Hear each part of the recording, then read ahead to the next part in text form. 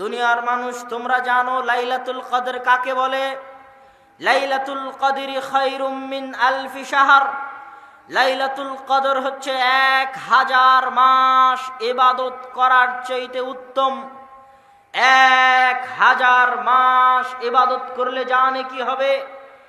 এক রাত ইবাদত করলে তার চেয়ে বেশি নেকি হবে। তাহলে 1000 মাস মানে 70-80 বছর। 70-80 বছর টানা ইবাদত করলে জানে কি হবে? মাত্র এক রাতে ইবাদত করলে তা নাকি হবে পৃথিবীর সর্বশ্রেষ্ঠ রাত। এই রাতের এত মর্যাদা, এত সম্মান কিসের জন্য? লাইলাতুল কদরের এত মর্যাদা, এত সম্মান কোথায় থেকে আসলো যে লাইলাতুল কদর পৃথিবীর সর্বশ্রেষ্ঠ রাত হয়ে গেল? লাইলাতুল কদর 1000 মাসের চেয়ে উত্তম হয়ে গেল। কি কারণে, কিসের কারণে লাইলাতুল কদরের এত মর্যাদা? আল্লাহ বলছেন ইন্না আনজালনাহু ফি লাইলাতুল কদর। লাইলাতুল কদরের এত মর্যাদা, এত সম্মানের আর কোনো কারণ নাই। একটাই কারণ, লাইলাতুল কদরের সর্বশ্রেষ্ঠ রাত হওয়ার, লাইলাতুল কদরের 1000 মাসের ইবাদতের চাইতে উত্তম হওয়ার একটাই কারণ, লাইলাতুল কদরে কোন কিতাব অবতীর্ণ হয়েছে? কোরআন অবতীর্ণ হয়েছে। আল্লাহু আকবার। এটা হচ্ছে লাইলাতুল কদরের ফজিলত এবং মর্যাদার কারণ কোরআনের বরকতে। রমজান সর্বশ্রেষ্ঠ কোরআনের বরকতে, লাইলাতুল কদর সর্বশ্রেষ্ঠ এই কোরআনের বরকতে। মুহাম্মদ সাল্লাল্লাহু আলাইহি ওয়াসাল্লাম সাইয়্যিদুল ওয়ালদে আদম, আদম সন্তানের সর্দার। কিয়ামতের মাঠে যেই দিন আদম, নূহ, ঈসা, মুসা, ইব্রাহিম কেউ আলাইহিমুস সালাতু ওয়াস সালাম আল্লাহর সামনে কথা বলার সাহস করবেন না। মান যাল্লাযী ইয়াশফাউ ইনদাহু ইল্লা বিইজনি। কে আছে এত ক্ষমতাওয়ালা দুনিয়াতে? কে আছে এত প্রভাবশালী দুনিয়াতে? কে আছে এত প্রতাপশালী দুনিয়াতে? মান যাল্লাযী ইয়াশফাউ ইনদাহু ইল্লা বিইজনি। কোন মায়ের বেটা এত প্রভাবশালী, এত শক্তিশালী, এত ক্ষমতাওয়ালা দুনিয়াতে আছে যে কিয়ামতের মাঠে আল্লাহর সাথে কথা বলতে পারে? আল্লাহর অনুমতি ছাড়া আছে কি কেউ? আল্লাহর চ্যালেঞ্জ, গোটা দুনিয়াতে এরকম কোনো ক্ষমতাশালী নাই। কিসের রাশিয়ার প্রেসিডেন্ট ভ্লাদিমির পুতিন, কিসের ফ্রাউন, কিসের ইন্দিরা গান্ধী, কে কত ক্ষমতাশালী পৃথিবী থেকে চলে গেছে, কে আছে যে কিয়ামতের মাঠে আল্লাহর সামনে কথা বলতে পারে দাঁড়িয়ে মাথা উঁচু করে? এরকম সাহস কিয়ামতের মাঠে কারো হবে না। ওরা তো বহু দূরের থাক। আল্লাহর প্রিয় বান্দা, আল্লাহর শ্রেষ্ঠ বান্দা, আল্লাহর নিজে হাতে তৈরি করা বান্দা আদম, আল্লাহ যার সাথে কথা বলেছেন সেই বান্দা মুসা, আল্লাহর বন্ধু ইব্রাহিম, আল্লাহ সুবহানাহু ওয়া তাআলা যাকে রূহ পাঠিয়ে বিনা বাপে মুজজা দিয়ে সৃষ্টি করেছেন সেই ঈসা, এত মহান মহান নবী আলাইহিমুস সালাতু ওয়াস সালাম কেউ কিয়ামতের মাঠে টু শব্দ করার, আল্লাহর দরবারে আল্লাহর সামনে কথা বলার সাহস করবে না। ওই দিন আল্লাহর দাপট, ওই দিন আল্লাহর ক্ষমতা, ওই দিন আল্লাহর প্রভাব, ওই দিন আল্লাহর ভীতি কিয়ামতের মাঠে কিসের মুমিন, কিসের কাফের, কিসের নবী, কিসের পাপী, যে যত বড় পরহেজগার, যে যত বড় নবী, আর যে যত বড় ক্ষমতাশালী, কেউ কিয়ামতের মাঠে আল্লাহর দাপটের সামনে টু শব্দ করতে পারবে না। ওই দিন আল্লাহ মুহাম্মদ সাল্লাল্লাহু আলাইহি ওয়াসাল্লামকে মাকাম মাহমুদ, কিয়ামতের মাঠের সর্বোচ্চ সম্মান দিবেন। সেই সর্বোচ্চ সম্মান হচ্ছে আদম থেকে নিয়ে কিয়ামত পর্যন্ত লক্ষ লক্ষ কোটি কোটি বনু আদমের সামনে আল্লাহর সাথে কথা বলার একমাত্র অনুমতি পাবে কে? মুহাম্মদ সাল্লাল্লাহু আলাইহি ওয়াসাল্লাম। তার মতো এত শ্রেষ্ঠ নবীকে এত শ্রেষ্ঠ বানালো কে? কিসের কারণে মুহাম্মদ সাল্লাল্লাহু আলাইহি ওয়াসাল্লাম এত শ্রেষ্ঠ?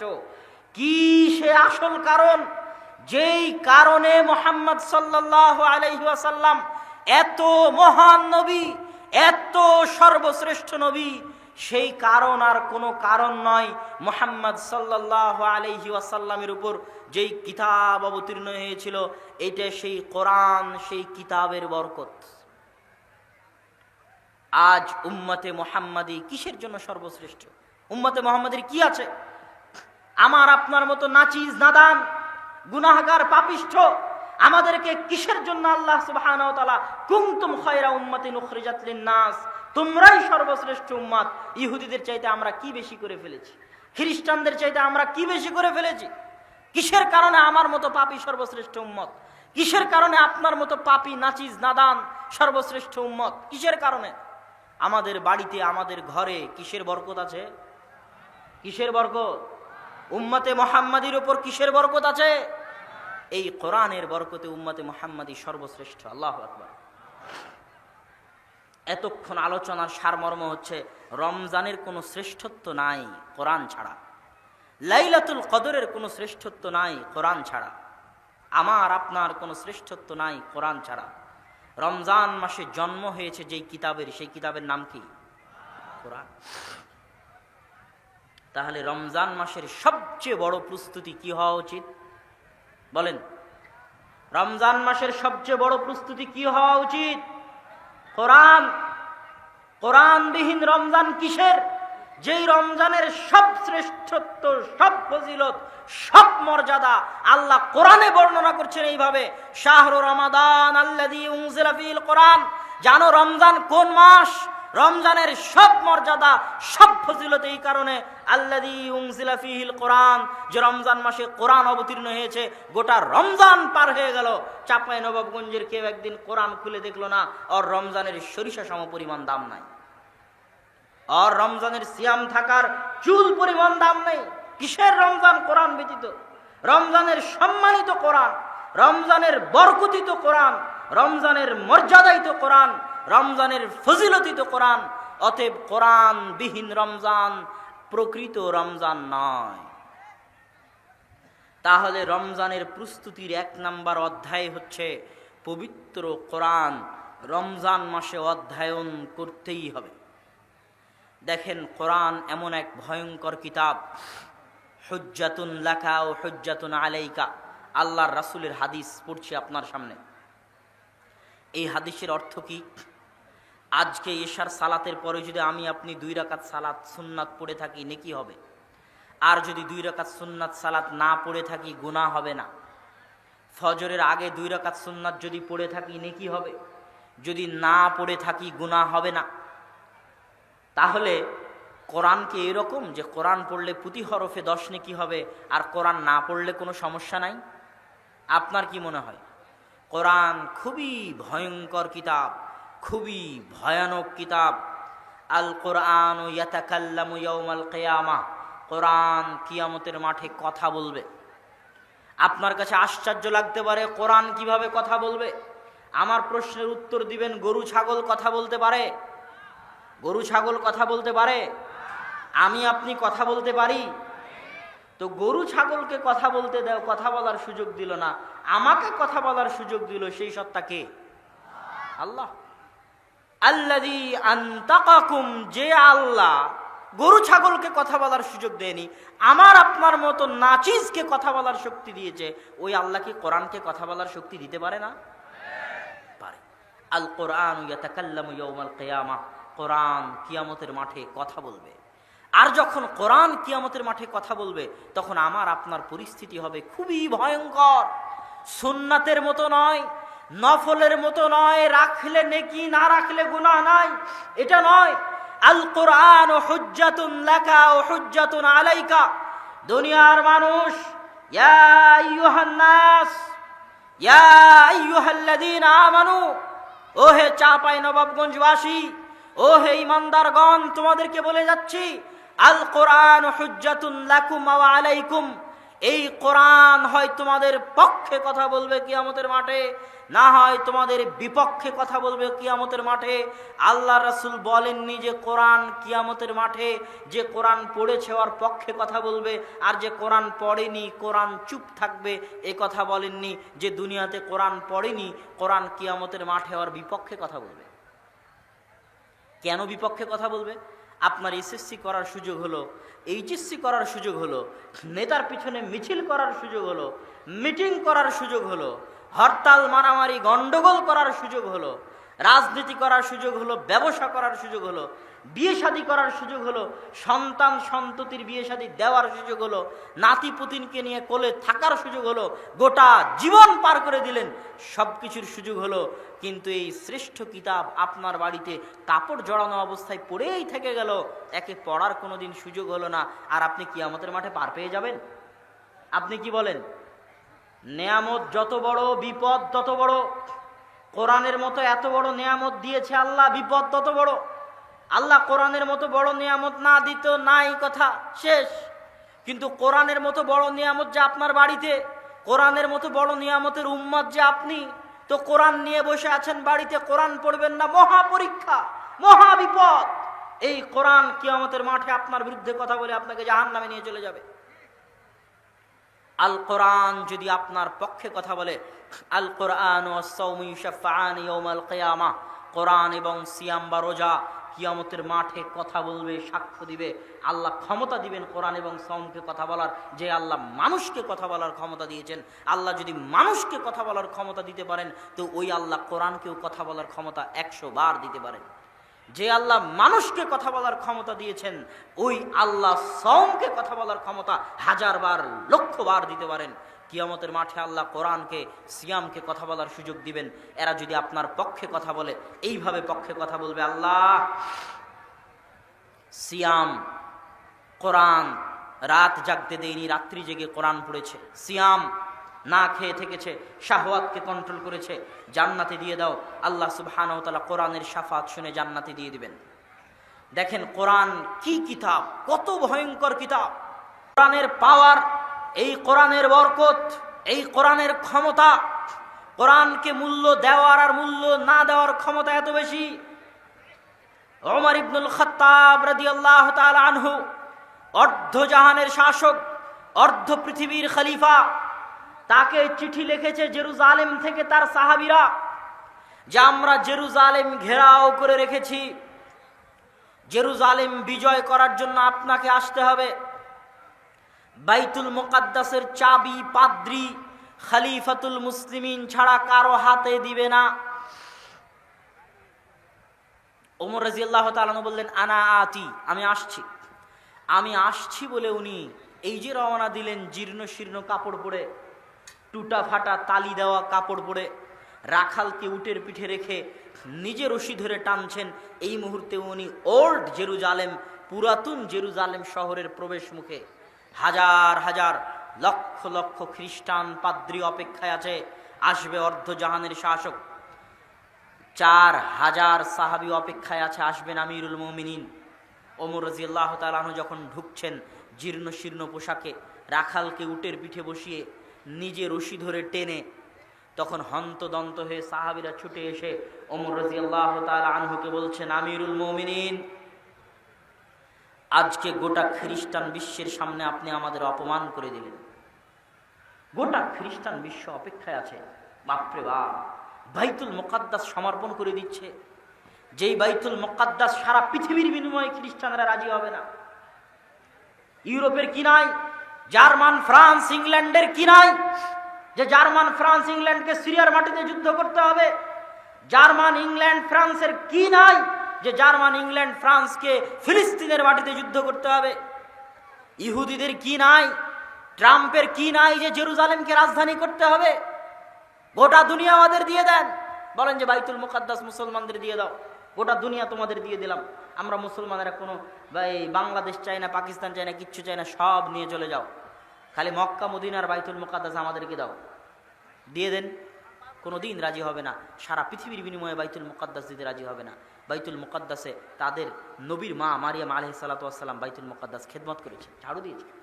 ঈসা আলাইহিস সালামের মা মারিয়াম আলাইহিস সালাম, ঈসা আলাইহিস সালামের জন্ম জেরুজালেমে, তাদের বিশ্বাস অনুযায়ী ঈসা আলাইহিস সালামের মৃত্যু জেরুজালেমে, আমাদের বিশ্বাস ঈসা আলাইহিস সালাম জীবিত আসমানে, তাদের দাবি অনুযায়ী ঈসা আলাইহিস সালামের কবর জেরুজালেমে। ইহুদিদের দাবি অনুযায়ী দাউদ আলাইহিস সালাতু ওয়াস সালাম, সত্য কথা, দাউদ আলাইহিস সালাম সারা পৃথিবী রাজত্ব করেছে জেরুজালেমে বসে, বাইতুল মুকাদ্দাসে বসে। সুলাইমান আলাইহিস সালাতু ওয়াস সালাম সারা পৃথিবী রাজত্ব করেছে বাইতুল মুকাদ্দাসে বসে, বাইতুল মুকাদ্দাসে সিংহাসন রেখে, জেরুজালেমের সিংহাসন রেখে সারা পৃথিবী শাসন করেছে। ওই বাইতুল মুকাদ্দাস ইহুদি খ্রিস্টানদের নিকটে সবচেয়ে সম্মানী ওই বাইতুল মুকাদ্দাস ওমর ইবনুল খাত্তাবের হাতে সমর্পণ হচ্ছে। আর ওমর ইবনুল খাত্তাব এসেছেন জীর্ণ শীর্ণ পোশাক পরে, ওমর ইবনুল খাত্তাব এসেছেন উটের রশি ধরে টানতে টানতে। সাহাবীরা হন্তদন্ত হয়ে এসে বলছে মান সম্মান সব শেষ। ওমর রাদিয়াল্লাহু তাআলা আনহু বলছেন খামোশ, শোনো, আমি ওমর মরুভূমির রাখাল, আমার কোনো ইজ্জত ছিল না, আমার কোনো সম্মান ছিল না, আমার কোনো পাওয়ার ক্ষমতা ছিল না। আমার মতো মরুভূমির রাখাল আজ অর্ধজাহানের শাসক, আমার মতো মরুভূমির রাখালের এত ক্ষমতা, এত সম্মান যে জেরুজালেম আমার হাতে সমর্পণ হচ্ছে। এত সম্মান, এত ক্ষমতা, এত পাওয়ার আমার মতো মরুভূমির রাখাল কাপড় চোপড় দিয়ে অর্জন করেনি, উটের পিঠে বসে অর্জন করেনি।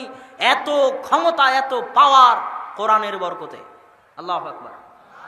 এই কোরআনকে যদি তোমরা অবমূল্যায়ন করো, সাহাবীদের বলতেছে, এই কোরআনকে যদি তোমরা অবমূল্যায়ন করো, যতই দামি কাপড় পরে থাকো আর যতই পারমাণবিক বোমের মালিক হও না কেন, তোমাদের কপালে অপমান লেখা আছে,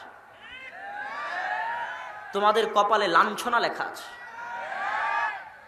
আর সব ছেড়ে দাও, কিছু নাই, ফকির তুমি, মিসকিন তুমি, কিন্তু মূল্যায়ন করো কোরআনকে। পৃথিবীর পারমাণবিক শক্তিধর রাষ্ট্র তোমার সামনে এসে নমনম করবে। এইটা কোরআনের বরকত, এইটা কোরআনের ক্ষমতা। এটা তো কাপড় চোপড় দিয়ে অর্জন করিনি, আর উটের পিঠ দিয়ে অর্জন করিনি। এই বরকত কোরআনের বরকত। এই কোরআনের কারণে আল্লাহ কোনো জাতিকে উত্থান ঘটান, আর এই কোরআনকে অবমূল্যায়ন করার কারণে আল্লাহ কোনো জাতির অধঃপতন ঘটান।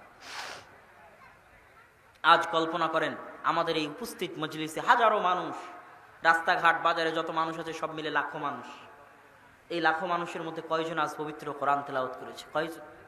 আমি, আপনি, আশেপাশে, ডানে বামে, সামনে, কয়জন? সারা মাসে কয়জন কোরআন তেলাওয়াত, কোরআন খুলে দেখেছে? সারা বছরে কয়জন কোরআন খুলে দেখেছে? আর এই জায়গায় কল্পনা করেন আজ যদি সারা বাংলাদেশের প্রত্যেকটা মানুষ সকালবেলা উঠে কোরআনের বরকতে বরকতমণ্ডিত হতো। আমি কোরআন পড়লাম মানে আমি কোরআনের বরকত নিলাম, আমার বাড়িতে কোরআন পড়া হলো মানে আমার বাড়ি কোরআনের বরকত নিল। সারা বাংলাদেশের প্রত্যেকটা মানুষ কোরআন পড়লো মানে সারা বাংলাদেশ কোরআনের বরকত নিল।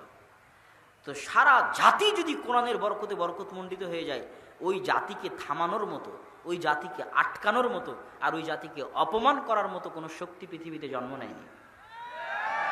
কিন্তু আমি আপনি যদি কোরআন না পড়ি, কোরআন মূল্যায়ন না করি, কোরআন না বুঝি, না বুঝার চেষ্টা করি, তাহলে এই যে কাপড় দিয়ে জড়িয়ে আপনার বাড়ির তাকে রাখা আছে, হাজারবার চুমা দিলেও, হাজারবার বুকে জড়ালেও এই কোরআন কিয়ামতের মাঠে আপনার বিরুদ্ধে কথা বলবে যদি না পড়েন। বুঝাতে পারিনি মনে হয়? আপনার ভালোবাসার কমতি নেই, আপনি হাজারবার চুমা দেন, হাজারবার বুকে লাগান, নিচে আরবি লেখা পড়ে গেলে উঠিয়ে রাখেন, এর কোনো দাম নাই বাবা। এই কোরআনে তুমি সারাদিন 1,00,000 বার চুমা দাও, কোরআন যদি না পড়ো, কোরআন কিয়ামতের মাঠে তোমার বিরুদ্ধে কথা বলবে। কোরআনের হক হচ্ছে কোরআন পড়ো, এই জন্য কোরআন দেওয়া। কি জবাব দিবা আল্লাহর কাছে?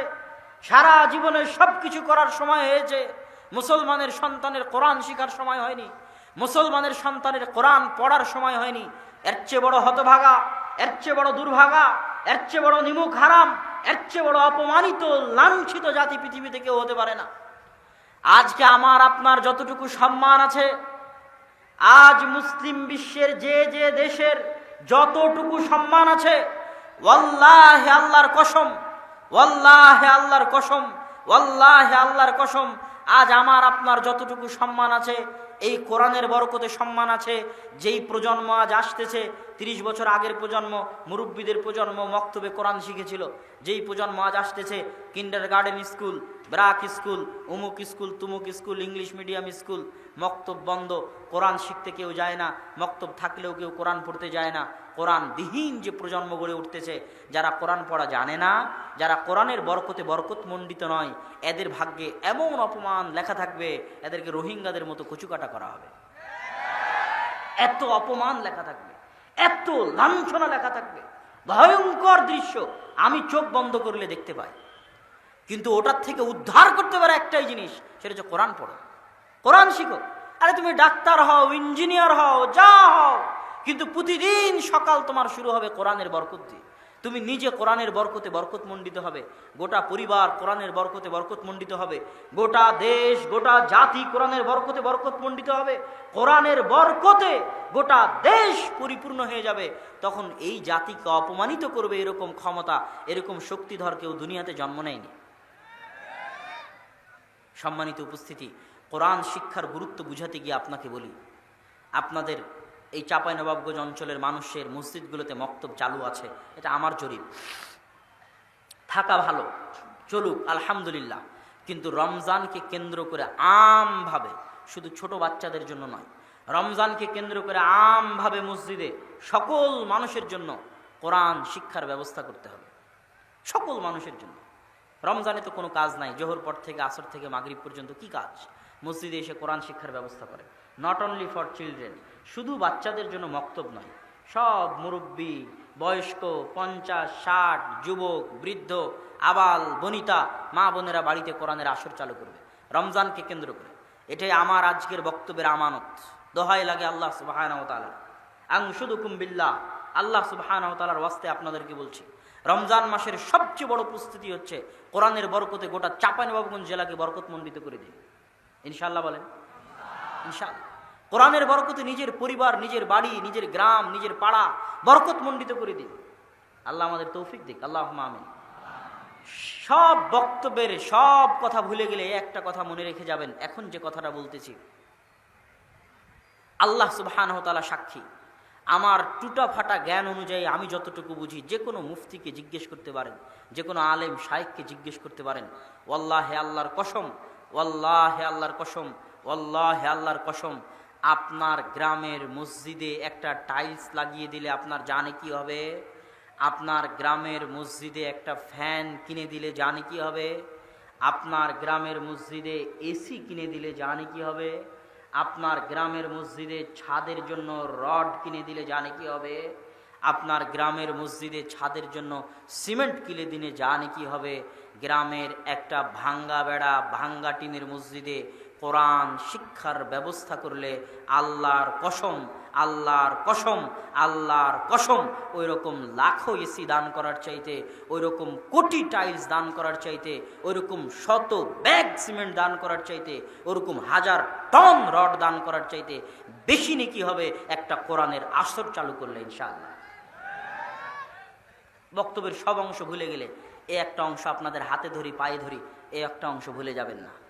যদি মসজিদের উন্নয়নের কথা আসে, সবার আগে যেন আমার এই কথা মাথায় থাকে যে আব্দুল্লাহ বিন আব্দুর রাজ্জাক বলে গেছিল সুবাগ হাই স্কুল মাঠে, কি বলে গেছিল?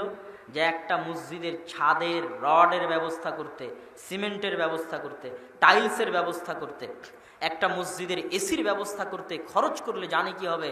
ওই দেয়ার চরাঞ্চলে, নদীর ওপারে চরাঞ্চলে একটা ভাঙ্গা টিন, ভাঙ্গা বেড়ার মসজিদে যদি আমি কোরআন শিক্ষার ব্যবস্থা করে দিতে পারি, তার চেয়ে 1000 গুণ, লাখো গুণে বেশি নাকি হবে ইনশাআল্লাহ। এই একটা কথা। আব্দুর রাজ্জাক বিন ইউসুফ আপনাদের শ্রদ্ধ, আপনাদের গ্রামের, আপনাদের এলাকার মানুষ আসবেন, বক্তব্য দিবেন, তার পুরো বক্তব্য যদি ভুলে যান, আমার এই একটা কথা যেন না ভুলেন, এটা আমার করজোরে রিকোয়েস্ট। কোরআনের বরকতে রমজান মাসে গোটা চাঁপাইনবাবগঞ্জ যতজন এখানে উপস্থিত হয়েছেন, নিজ নিজ এলাকায় ফিরে গিয়ে আজকেই সিদ্ধান্ত নেবেন কোরআনকে কেন্দ্র করে সবার জন্য, আবাল বৃদ্ধ বনিতা, শিশু বয়স্ক সকলের জন্য কোরআনের দ্বার উন্মুক্ত হবে। নারীরা কোরআন শিখবে, বৃদ্ধরা কোরআন শিখবে, বাচ্চারা কোরআন শিখবে, দোয়া শিখবে। কোরআনের বরকতে গোটা জাতিকে বরকতমণ্ডিত করতে হবে। এটা রমজানের সবচেয়ে বড় প্রস্তুতি। কোরআনবিহীন রমজানের কোনো মূল্য নাই। রমজানের সব সম্মান কোরআনের বরকত, লাইলাতুল কদরের সব সম্মান কোরআনের বরকত। সম্মানিত উপস্থিতি, রমজান মাসের দ্বিতীয় প্রস্তুতি, রমজান মাসের দ্বিতীয় প্রস্তুতি যদি আপনাকে বলি, তাহলে সবার আগে আপনাকে বুঝতে হবে শয়তান কাকে বলে, শয়তান কি করতে পারে। আমরা দুনিয়াতে যত মানুষ গুনাহ করি, সব মানুষ আমাদের নিজেদের অন্তরকে কন্ট্রোল করতে না পারার জন্য গুনাহ করি। আর কোনো কারণ নাই দুনিয়াতে গুনাহ করার। যে জেনা করছে ও অন্তরকে কন্ট্রোল করতে পারে না, তাই জেনা করছে। যে সুদ খাচ্ছে ও অন্তরকে কন্ট্রোল করতে পারে না, তাই সুদ খাচ্ছে। যে চুরি করছে ও অন্তরকে কন্ট্রোল করতে পারে না, তাই চুরি করছে। আর কোনো কারণ নাই গুনাহের, একটাই কারণ, সেটা হচ্ছে আমাদের অন্তরের উপর কন্ট্রোল ক্ষমতা দুর্বল। কেন? আমাদের এই অন্তরের উপর ক্ষমতা আছে শয়তানের। কার ক্ষমতা আছে? এই ক্ষমতা আল্লাহ শয়তানকে দিয়েছে। শয়তান অনেক শক্তিশালী, অনেক পাওয়ারফুল। শয়তানের ক্ষমতা বলতে গিয়ে রাসূল সাল্লাল্লাহু আলাইহি ওয়াসাল্লাম বলেন, মা মিন মাউলুদিন ইল্লা ইয়ামাসসুহু শাইতান। এমন কোন আদম সন্তান দুনিয়াতে জন্মগ্রহণ করে না যে আদম সন্তান জন্ম নেওয়ার পরে সর্বপ্রথম তার গায়ে শয়তানে টাচ করে না, স্পর্শ করে না। এমন কোন আদম সন্তান দুনিয়াতে জন্মগ্রহণ করে না। আর এই স্পর্শ করা কাল্পনিক রূপক অর্থে নয়, বাস্তবে স্পর্শ করা। হাত্তা ইস্তাহিল্লা সারেখা, শয়তানের স্পর্শে ওই ছোট বাচ্চা কেঁদে ওঠে।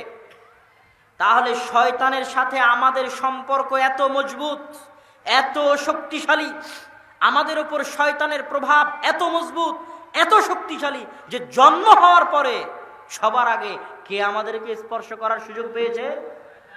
শয়তান। ইল্লা মারিয়াম ও ইবনুহু, তবে মারিয়াম এবং তার সন্তান ঈসাকে শয়তান স্পর্শ করেনি। আল্লাহু আকবার। দ্বিতীয় হাদিস, রাসূল সাল্লাল্লাহু আলাইহি ওয়াসাল্লামের, এমন কোন আদম সন্তান পৃথিবীতে নাই ইল্লা ওয়ালাহু কারিনান, যে আদম সন্তানের দুইটা বন্ধু নাই। কারিনুম মিনাল মালায়েকা ওয়া কারিনুম মিনাশ শাইতান। একটা হচ্ছে শয়তান বন্ধু, আর একটা হচ্ছে ফেরেশতা বন্ধু। জন্মের পর থেকে এখানে যত জন বসে আছে প্রত্যেকের সাথে দুইজন করে আছে। আমার সাথে দুইজন আছে, এনার সাথে দুইজন আছে, প্রত্যেক মানুষের সাথে দুইজন আছে। একটা ফেরেশতা, একটা শয়তান, একটা ফেরেশতা, একটা শয়তান। তাহলে শয়তান আমাদের সাথে কত ওতপ্রোতভাবে জড়িত। এগুলো কি আপনার কাছে কাল্পনিক মনে হয় না বাস্তব? বাস্তব, এগুলো কাল্পনিক নয়। দেখেন, যদি কাল্পনিক হয় তাহলে পৃথিবী সৃষ্টির আর কোনো রহস্য বাকি থাকে না। কি করতে আল্লাহ পৃথিবী সৃষ্টি করবেন আর আমাকে আপনাকে সৃষ্টি করবেন? আপনি যদি একটা গেম খেলেন, গেম খেলার মধ্যে যদি ভিলেন না থাকে যাকে ধরে আপনি মারবেন, এরকম যদি কোনো ভিলেন না থাকে, ওই গেম খেলে তো মজা নাই। পৃথিবীতে আপনি একটা গেম চালু করে দিয়েছে আল্লাহ সুবহানাহু ওয়া তাআলা। শুরুতেই আমাদের ভিলেন ইবলিস আর তার বাহিনী, যাও আদম সন্তানকে পথভ্রষ্ট করো। গেম কোরআন এবং হাদিস দিয়ে দিয়েছে, নবী রাসূল দিয়েছে, আদম সন্তানকে সৎ পথে দেখাও। এখন আদম সন্তান কোন দিকে যাবে এটাই তো গেম। মরা পর্যন্ত এখন যুদ্ধ করো, কোন দিকে যাবা, হারবা কি জিতবা এখন তোমার ব্যাপার। ভিলেন তোমার শয়তান, বন্ধু তোমার নবী রাসূল ফেরেশতা কোরআন হাদিস। কোন দিকে এখন তুমি যাবা? এটাই তো গেম, এটাই তো খেলা। এই খেলা যদি শয়তান না থাকে তো এই খেলা তো জমবে না। আপনি যদি শয়তানের অস্তিত্ব অস্বীকার করেন তাহলে এই খেলা জমবে না। কার বিরুদ্ধে লড়াই করবেন আপনি? দুনিয়াতে কার বিরুদ্ধে আমল করবেন? কে আপনাকে পথভ্রষ্ট করবে? কে আপনাকে গুনাহের দিকে ডাকবে? শয়তান শপথ করেছে, আদমের কারণে যদি জাহান্নামে যাওয়া লাগে তো আমি একাই জাহান্নামে যাব না। এত সহজ যে আদমকে সিজদা না করার কারণে আমাকে জাহান্নামে যেতে হবে, আমি একাই জাহান্নামে যাব না। ওয়ালা উজিল্লান্নাহুম ওয়ালা উমান্নিয়ান্নাহুম ওয়ালা আমুরান্নাহুম। অবশ্যই আদম সন্তানকে পথভ্রষ্ট করবই করব। শয়তানের শপথ কোরআনে। অবশ্যই আদম সন্তানকে ডান দিক থেকে বাধা দিব সিরাতে মুস্তাকিমে যেতে। আদম সন্তানকে বাম দিক থেকে বাধা দিব সিরাতে মুস্তাকিমে যেতে। আদম সন্তানকে সামনে থেকে বাধা দিব সিরাতে মুস্তাকিমে যেতে। আদম সন্তানকে পিছে থেকে বাধা দিব সিরাতে মুস্তাকিমে যেতে। লায়ার সুদু লায়াজলিসু লিকুল্লি মারসাদ। শয়তান আদম সন্তানের প্রত্যেকটা পদক্ষেপে অপেক্ষারত থাকে যেন ওই প্রত্যেকটা ধাপ তাকে ভুল পথে পরিচালিত করতে পারে শয়তান। এটা শয়তানের শপথ, এটা শয়তানের টার্গেট। এই জন্য কোরআনে আল্লাহ বলেছে, ইন্নাশ শাইতানা লাকুম আদুউম মুবিন। শয়তান তোমাদের প্রকাশ্য শত্রু। আমেরিকা, ইসরায়েল, ইহুদি, খ্রিস্টানদের গালি দিয়ে লাভ নাই। ওই আমেরিকা, ইসরায়েল, ইহুদি, খ্রিস্টান, হিন্দু এদের সাথে আপনার কবে যুদ্ধ হবে কেউ জানে না। কিন্তু সকাল থেকে সন্ধ্যা পর্যন্ত জন্মের পর থেকে আপনাকে জাহান্নামে নিয়ে যাচ্ছে যে শয়তানটা, ওর সাথে তো যুদ্ধ শুরু করেন। বুঝতে পারেননি মনে হয়? ও তো আপনার সাথে আছে, এখনো আছে। ও তো সবচেয়ে বড় শত্রু। আল্লাহ কোরআন এটাই বলেছে, ইন্নাশ শাইতানা লাকুম আদুউম মুবিন। শয়তান যদি নাই থাকবে, শয়তান নাই যদি নাই থাকবে, তুমি কোরআন পড়তে চাও? ঠিক আছে, কোরআন পড়ার আগে বলবা আউযু বিল্লাহি মিনাশ শাইতানির রাজীম। হে আল্লাহ, আপনার নিকটে পরিত্রাণ চাই বিতাড়িত শয়তান হতে। এই সালাত আদায় করতে চাও, সালাত আদায়ের মধ্যে কোরআন তেলাওয়াত করতে হবে। শুরুতে বলবা আউযু বিল্লাহি মিনাশ শাইতানির রাজীম, হে আল্লাহ আপনার নিকটে পরিত্রাণ চাই বিতাড়িত শয়তান হতে। শয়তান যদি নাই থাকবে তো 14 বারই দোয়া পড়ে লাভ কি? কথা মানে বুঝাতে পারিনি আমি কি আপনাদেরকে কথা বুঝাতে পেরেছি? কি লাভ 1000 বার 1,00,000 বার এই দোয়া পড়ে? মানে শয়তান এত ভয়ঙ্কর, শয়তানের অস্তিত্ব এত বাস্তব যে মুসলমান কোরআন পড়লে আগে শয়তান থেকে বাঁচতে চাও, অনেক ভয়ঙ্কর। শয়তান থেকে বাঁচার দোয়া পড়ো, বিশাল ভয়ঙ্কর। সালাত আদায় করতে চাও, শয়তান থেকে বাঁচার দোয়া পড়ো, বিশাল ভয়ঙ্কর। এত ভয়ঙ্কর, এত ভয়ঙ্কর যে কোরআন খুললেই শয়তান, হাদিস খুললেই শয়তান, দোয়া পড়লেই শয়তান। রাসূল সাল্লাল্লাহু আলাইহি ওয়াসাল্লাম বলছেন, ইযা দাখালা আহাদুকুম ফি বাইতিহি ওয়া লাম ইয়াযকুর ইসমাল্লাহ, যখন তোমাদের কেউ কোনো বাড়িতে প্রবেশ করে আর বাড়িতে প্রবেশ করার সময় আল্লাহর নাম নিল না। আল্লাহর নাম কি? আসসালাম। সালাম কার নাম? সালাম কার নাম? আল্লাহর নাম। সালাম মানে শান্তি। যখন কেউ বাড়িতে প্রবেশ করে এবং আল্লাহর নাম না নেয়, আসসালামু আলাইকুম না বলে, তখন শয়তান চিৎকার করে বলে, সঙ্গী সাথী এই বাড়ি মাবিতুকুম ওয়া আশাউকুম, এই বাড়ি তোমাদের থাকার জায়গা, এই বাড়ি তোমাদের খাওয়ার জায়গা। তো দেখেন সালাম দিবেন তো সালামের সাথে শয়তানের সম্পর্ক। হাদিস বলছে প্রত্যেকটা দোয়া, প্রত্যেকটা ইবাদত সবগুলোর সাথে খালি শয়তানের সম্পর্ক।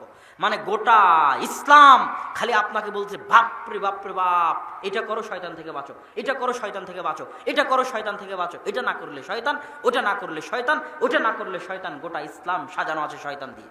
আর ওই শয়তানকে আমি আপনি মনে করেছি কাল্পনিক। যদি তোমাদের কেউ ইযা আকালা আহাদুকুম ওয়া লাম ইয়াযকুর ইসমাল্লাহ, যদি তোমাদের কেউ খায় বিসমিল্লাহ না বলে, ইয়াকুলু মাআহু শয়তান, ওর সাথে শয়তান খায়। খেতে গেলাম তাও শয়তান, সালাম দিতে গেলাম বাড়িতে তাও শয়তান। যখন তোমাদের কেউ কোনো পাত্র ঢাকে এবং পাত্র ঢাকার সময় আল্লাহর নাম নেয়, ওই পাত্র শয়তান খুলতে পারে না। যখন তোমাদের কেউ দরজা বন্ধ করে, বন্ধ করার সময় আল্লাহর নাম নেয়, ওই দরজা শয়তান খুলতে পারে না। যখন তোমাদের কেউ জানালা বন্ধ করে, বন্ধ করার সময় আল্লাহর নাম নেয়, ওই জানালা শয়তান খুলতে পারে না। তো জানালা বন্ধ করতেও শয়তান, দরজা বন্ধ করতেও শয়তান, পাত্র ঢাকবো তাও শয়তান। তো শয়তান কি কাল্পনিক? কোরআন হাদিস কি তাহলে পাগল? কোরআন খুললে শয়তান, হাদিস খুললে শয়তান। আমি আপনাকে বুঝাতে চাচ্ছি, হে যুবক, বিশেষ করে তোমাদেরকে, আমাদের শয়তান সবচেয়ে বড় ধোঁকা কোথায় দেয়? আমরা গান শোনার সময় মনে করি যে আমার মজা লাগছে তাই গান শুনছি। সকালবেলা ঘুমানোর সময় মনে করি, ফজরের সময়, যে আমার ঘুমাতে ভালো লাগছে তাই ঘুমাচ্ছি। কিন্তু আসলে কাহিনী কি? আসলে কাহিনী হচ্ছে আমার কানে গানকে ভালো লাগাচ্ছে কে? আমার কানে বাজনার আওয়াজকে ভালো লাগাচ্ছে কে? সকালবেলা আমাকে ফজরে ঘুম থেকে উঠতে দিচ্ছে না কে? যুবক, আমার আপত্তি নাই, তুমি আরো 1000 দিন গান শুনো, কিন্তু আল্লাহর হস্তে তোমার হাতে ধরি, পায়ে ধরি, এই ধোকায় থাকিও না যে তোমার আনন্দের জন্য, তোমার মজার জন্য তুমি গান শুনছো। আল্লাহর কসম, তোমার সবচেয়ে বড় শত্রু শয়তান তোমার কানের মধ্যে বসে গানের আওয়াজকে তোমার কানে ভালো লাগায়, তোমার কাছে ভালো লাগে না, শয়তানে ভালো লাগায়। এখন এই বিশ্বাস নেওয়ার পরে তুমি শোনো, কিন্তু এই বিশ্বাস যদি না করো তাহলে যুদ্ধ তো হবে না। তুমি তো আগেই অস্ত্র সমর্পণ করে দিলা যে আমার নিজেকে আমি আত্মহত্যা করছি, তো যুদ্ধ কার সাথে করবা? যুদ্ধ তো হবে না। তোমার মনে করতে হবে ঠিক আছে আমাকে মারা হচ্ছে, কিন্তু এই মারাটা আমি মারছি না, এটা শয়তানে মারছে। তারপরেও মার খাও, কিন্তু এই মনে করে খাও যে মারটা কে দিচ্ছে? মারটা কে দিচ্ছে? তাহলে কোনোদিন যুদ্ধ হতে পারে। তুমি যদি মনে করো আমার মজার জন্য গান শুনছি, তো কোনোদিন গান ছাড়া হবে না বাবা। তুমি যদি মনে করো আমার আনন্দের জন্য ফজরে ঘুমাচ্ছি, তো কোনোদিন ফজরে আর উঠা হবে না। আর তুমি যদি এটা জানার পরেও ঘুমাও যে তোমাকে ঘুম পাড়াচ্ছে কে? ঘুম পাড়াচ্ছে কে? গান শোনাচ্ছে কে? তাহলে অন্তত কোনোদিন যুদ্ধ হওয়ার সম্ভাবনা আছে, কোনো না কোনোদিন যুদ্ধ হওয়ার সম্ভাবনা আছে। বাপরে বাপ, এই বেয়াদব শয়তান আমাকে এতগুলো গুনাহ করিয়ে নিল, অন্তত কোনো না কোনোদিন যুদ্ধ হওয়ার সম্ভাবনা আছে। আর যদি মনে করো তোমার আনন্দ, তোমার মজা, যুদ্ধ শেষ, অস্ত্র সমর্পণ হয়ে গেছে, ইবনুল কাইয়িম রাহিমাহুল্লাহ বলছেন, যে ব্যক্তির কান গানের আওয়াজ শুনতে অভ্যস্ত হয়ে গেছে, শয়তানের দাসত্ব গোলামি করতে করতে করতে করতে গানের আওয়াজ শুনতে অভ্যস্ত হয়ে গেছে, মৃত্যুর পূর্ব মুহূর্তে ওর কানে যদি কালেমা লা ইলাহা ইল্লাল্লাহ পড়া হয় তো কালেমার আওয়াজ ওর কানে ঘৃণা লাগে। নাউজুবিল্লাহ, কত ভয়ঙ্কর কথা! যার কান গানের আওয়াজ শুনতে অভ্যস্ত হয়ে গেছে, ওই কানের কাছে মৃত্যুর পূর্বে যদি কালেমা পড়া হয় তো ওই কানে ঘৃণা করে কালেমার আওয়াজকে, কালেমা পড়ার ভাগ্য হয় না। অতএব কানকে অভ্যস্ত বানিও না, দাস বানিও না, গোলাম বানিও না গান বাজনা, না হলে এই কান কালেমাকে অস্বীকার করে বসবে। তোমার মৃত্যুর সময়, তোমার বিপদের সময় অস্বীকার করে বসবে কালেমাকে। অতএব গান বাজনার দাস এবং গোলাম বানিও না কানকে। সম্মানিত উপস্থিতি, শয়তানের কথা বলছিলাম যে শয়তানের থিওরিটা কি ইসলামে, শয়তানের থিমটা কি ইসলামে। শয়তানে ইসলামের থিম যত আমি স্পষ্ট করতে পারবো তত মানুষ বেশি হেদায়েতের রাস্তায় আসতে পারবে। প্রত্যেকটা ইবাদত শয়তানের খপ্পর থেকে বাঁচানোর জন্য। আপনাকে আজকে দুটো ইবাদত বুঝিয়ে যাই, দুটো ইবাদত কিভাবে আপনাকে শয়তান থেকে বাঁচাবে। একটা সালাত, একটা সিয়াম। দুটো ইবাদত দেওয়াই হয়েছে যেন মানুষ শয়তানের দাসত্ব থেকে বের হয়ে আসতে পারে। এই জন্যই সালাত আর সিয়াম দেওয়া, আর কোনো কারণ নাই। এই দুটো আপনাকে ব্যাখ্যা আমি দিব যে কিভাবে সালাত আর সিয়াম দেওয়া হলো। সালাত আর সিয়াম দেওয়াই হলো শয়তান থেকে বাঁচার জন্য, যেন আমি আপনি শয়তানের সাথে যুদ্ধ করতে পারি। এই জন্য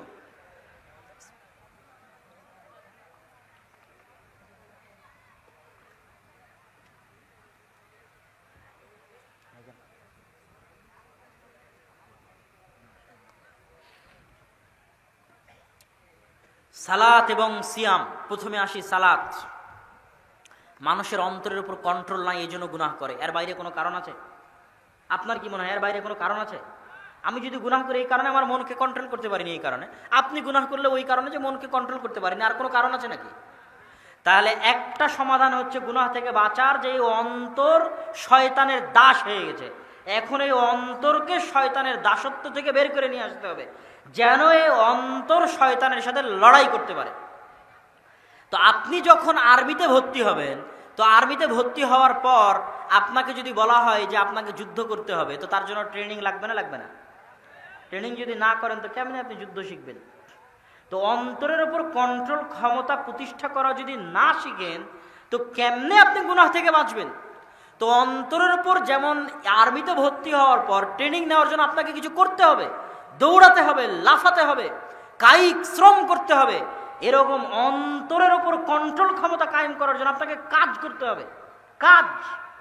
আর ওই কাজের এক নাম্বার কাজ হচ্ছে শয়তানের সাথে জিহাদ করে, শয়তানের সাথে যুদ্ধ ঘোষণা করে, যে যা মন তা করে করি, যত গুনাহ আছে যা করে করি, সুদ খাই খাই, ঘুষ খাই খাই, জেনা করি করি, বিড়ি খাই খাই, সিগারেট খাই খাই, যত গুনাহ করে করি, আমি যত বড় গুনাহগার হই না কেন সব বিসর্জন দিলাম। গুনাহ করছি করলাম, কিন্তু একটা জিনিসে চুল পরিমাণ ছাড় দিব না। বিড়ি খালে বিড়ি খাওয়া থেকে উঠে গিয়ে, জেনা করলে পতিতালয় থেকে বের হয়ে গিয়ে, সুদ খেলে সুদ খাওয়া শেষ করে বের হয়ে গিয়ে, ঘুষ খেলে ঘুষ খাওয়া শেষ করে বের হয়ে গিয়ে 5 ওয়াক্ত সালাত শয়তানের বিরুদ্ধে যুদ্ধ করে মসজিদে আদায় করবই করব। এটা হচ্ছে পৃথিবীতে শয়তানের বিরুদ্ধে সবচেয়ে বড় জিহাদ, সবচেয়ে বড় যুদ্ধ। কি জন্য? আপনি তো নিজেকে যদি ট্রেন আপ না করেন তা অন্তরের উপর কন্ট্রোল ক্ষমতা কায়েম করবেন কিভাবে? আর ট্রেনিং তো কিছু না করলে ট্রেনিং হবে না। না করলে কেমনে ট্রেনিং হবে? ঘরে বসে থেকে ট্রেনিং হবে না। তো যখন আপনি এই চ্যালেঞ্জ দিবেন, যত বড় গুনাহগার হয় হই, বিড়ি সিগারেট খাই খাই, কিন্তু 5 ওয়াক্ত নামাজে মসজিদে যাবই যাব। একবার যদি শয়তানের সাথে যুদ্ধ করে 5 ওয়াক্ত নামাজে নিজেকে মসজিদে নিয়ে যাওয়ার উপর কায়েম ও দায়েম করতে পারেন, একবার যে আপনার অন্তরের উপর এতখানি কন্ট্রোল ক্ষমতা আপনার প্রতিষ্ঠা হয়ে গেছে যে আপনি যে কোনো বিনিময়ে শয়তানের সাথে যুদ্ধে জিতে 5 ওয়াক্ত সালাতে মসজিদে যানই যান, এতটুকু যদি কন্ট্রোল ক্ষমতা আপনার অন্তরের উপর কায়েম হয়ে থাকে, ধীরে ধীরে বাকি যে গুনাহগুলো আছে ওগুলো বাদ হয়ে যাবে। আর মানুষ জিজ্ঞেস করে অমুক নামাজি নামাজ আদায় করার পরে তো গুনাহ করে, ওই নামাজি 5 ওয়াক্ত সালাতে মসজিদে যায় না। আমার চ্যালেঞ্জ থাকলে আপনি পরীক্ষা করবেন, যে কোনো নামাজের বিরুদ্ধে আপনি অভিযোগ করবেন যে এই নামাজি তো কিসের নামাজি, তো গুনাহের কাজ করে। চ্যালেঞ্জ থাকলে আজকে লিখে নিয়ে যাবেন, ওই নামাজের টানা প্রতিদিন এক ওয়াক্ত মিস না দিয়ে, জরুরি কোনো প্রয়োজন ছাড়া, অ্যাক্সিডেন্ট মৃত্যু ছাড়া, কোনো জরুরি প্রয়োজন ছাড়া এক ওয়াক্ত সালাত মসজিদে মিস দেয় না, এরকম নামাজি নয়। কেন? এটা হচ্ছে পৃথিবীর সবচেয়ে বড় জিহাদ, শয়তানের বিরুদ্ধে সবচেয়ে বড় যুদ্ধ। তাহলে সালাত দেওয়া হয়েছে কি থেকে বাঁচতে বলেন তো? কি থেকে বাঁচার জন্য সালাত দেওয়া হয়েছে? শয়তান থেকে বাঁচতে। দলিল কি খালি যুক্তি? জি না, খালি যুক্তি নয়, হাদিস থেকে আপনাকে দলিল দিই। রাসূল সাল্লাল্লাহু আলাইহি ওয়াসাল্লাম বলছেন, মা মিন কারিয়াতিন, এমন কোন গ্রাম, এমন কোন জঙ্গল, এমন কোন মরুভূমি, এমন কোন সমুদ্র যেখানে মাত্র 2 বা তার চেয়ে বেশি মুসলমান বাস করে। মাত্র কয়জন মুসলমান? মাত্র 2টা মুসলমান বাস করে। 2টা মুসলমান বাস করে। কোন আফ্রিকার জঙ্গলে 3টা মুসলমান বাস করে? কোন সমুদ্রের জাহাজের মধ্যে মাত্র 3টা মুসলমান আছে? রাসূল সাল্লাল্লাহু আলাইহি ওয়াসাল্লাম বলছেন, যদি ওই 2টা মুসলমান আজান দিয়ে, ইকামত দিয়ে 5 ওয়াক্ত সালাতের জামাত কায়েম না করে, ইল্লাস্তাহওয়াদা আলাইহিমুশ শয়তান, এরা সবগুলো একদিন না একদিন শয়তানের গোলাম হয়ে যাবে। এরা কেউ নিজের ঈমান আমল টিকাতে পারবে না, কেউ না, এরা সব শয়তানের গোলাম হয়ে যাবে। যেমন ভাবে পালবিহীন ভেড়াকে নেকড়ে বাঘে খেয়ে ফেলে, এইরকম জামাত বিচ্ছিন্ন 5 ওয়াক্ত সালাতের জামাতে উপস্থিত হয় না, এইরকম মুসলমান শয়তানের গোলাম, শয়তানের দাস, ওর অন্তর শয়তানের দাসত্ব বরণ করবেই করবে। কেন? যুদ্ধে হেরে গেছে, প্রথম যুদ্ধে হেরে গেছে শয়তানের বিরুদ্ধে। আমি তো বলিনি আপনাকে সব গুনাহ ছেড়ে দিতে হবে। যারা ডানে এবং বামে দাঁড়িয়ে আছেন তাদেরকে অনুগ্রহ করব, পিছনে অনেক জায়গা খালি আছে, আপনারা পিছন থেকে দেখতে পাবেন। যদি পিছনে বসেন মাঠটা দেখতে সুন্দর লাগবে। আপনাদের শ্রদ্ধেয় শায়েখ আসার আগে আগে আমরা চাই যে মাঠের পরিবেশ আরেকটু সুন্দর হয়ে যাক। অতএব আশেপাশে দাঁড়িয়ে না থেকে আপনারা পিছনে গিয়ে বসেন। বারায়ে মেহেরবানি, বারায়ে কারাম, কোরআন এবং হাদিসের এই বরকতের মাজলিসের আদব রক্ষা করুন। স্বেচ্ছাসেবক ভাইদের দৃষ্টি আকর্ষণ করছি, তোমরাও একটু দায়িত্ব পালন করো। তবে আলোচনা করছিলাম সালাত কিভাবে, সালাত দেওয়াই হলো কিভাবে আপনাকে শয়তানের খপ্পর থেকে বাঁচাতে। এবার আসি সিয়াম। সিয়াম দেওয়াই হয়েছে আপনাকে শয়তান থেকে বাঁচাতে। কিভাবে? মনোযোগ আকর্ষণ করছি। হে চাঁপাইনবাবগঞ্জবাসী, হে সুবাগবাসী, সিয়াম দেওয়াই হয়েছে শয়তানের কবল থেকে, শয়তানের দাসত্ব থেকে, শয়তানের ষড়যন্ত্র থেকে মুসলমানকে বের করে আনার জন্য। কি জন্য? রাসূল সাল্লাল্লাহু আলাইহি ওয়াসাল্লাম বলেছেন, ইন্নাশ শাইতানা ইয়াজরি মাজরাদ দাম, শয়তানের এত পাওয়ার, শয়তানের এত ক্ষমতা যে শয়তান মানুষের রগে রগে চলতে পারে, রক্ত কণিকা, রক্ত নালীতে চলতে পারে, এত ক্ষমতা শয়তানের। ইবনুল কাইয়িম রাহিমাহুল্লাহ বলছেন, যখন মানুষ রোজা রাখে, যখন মানুষ সিয়াম রাখে, না খেয়ে থাকার কারণে,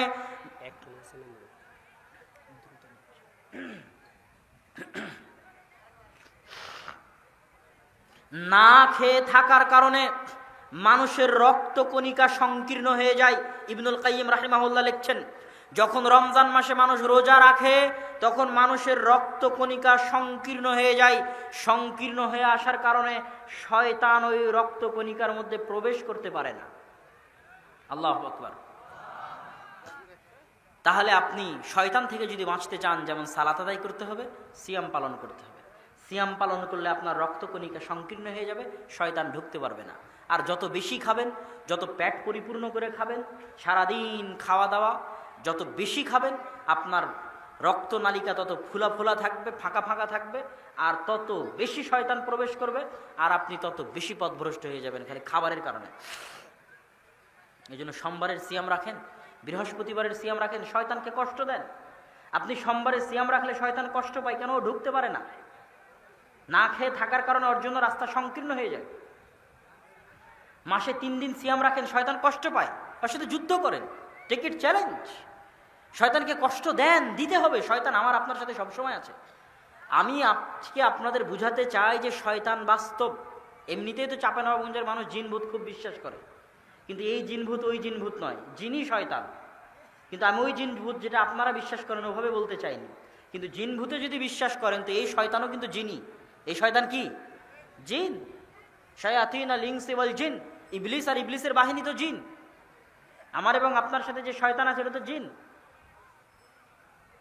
ওকে দায়িত্ব দেওয়া হয়েছে আমাকে এবং আপনাকে পথভ্রষ্ট করার জন্য। এটাতে বিশ্বাস করেন যে শয়তান আছে, তাহলে আপনি যখন সিয়াম রাখবেন আপনি শয়তানকে কষ্ট দিবেন, কষ্ট পায় শয়তান, খুবই কষ্ট পায় সিয়াম রাখলে, ঢুকতে পারে না, প্রভাব বিস্তার করতে পারে না। এবার সিয়াম রাখার কারণে কিভাবে আর একটা মাধ্যমে আপনি শয়তানের কবল থেকে বেরিয়ে আসবেন?